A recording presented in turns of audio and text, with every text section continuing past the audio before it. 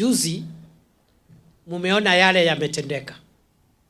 Kuna watu walichochea vijana, na vijana wetu walikuwa na mambo mazuri walikuwa wanasema. Walikuwa wanaongea na watu ambao wako serikalini kama mimi. Wanasema hawataki pesa ya umma kuibiwa. Wanasema wangetaka tufanye mabadiliko vile tunahusiana na wananchi. Tuheshimu wananchi, tuwe na utawala bora, tuheshimu haki za kibinadamu.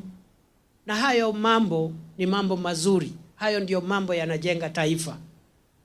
Lakini pale katika ile mada ya vijana, wakora, wahuni, wakiwemo wanasiasa wakaingilia pale.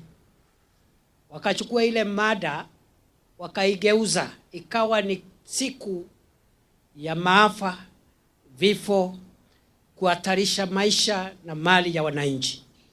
Mliona ile ule uharibifu ambao ilifanyika juzi. Wasichana, kina mama wakabakwa. Mali ya watu ambao wana hatia ikashambuliwa, ikaporwa. Mchana kutwa, usiku kuchwa.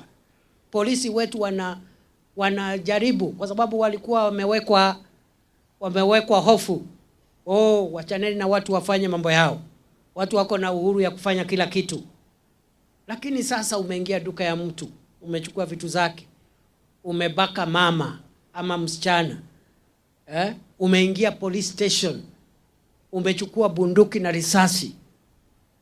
Si hiyo ni mapinduzi jameni? Ama kuna kitu kingine hapo? Kuna mambo ya haki ya binadamu hapo, sijui haki na demokrasia hapo?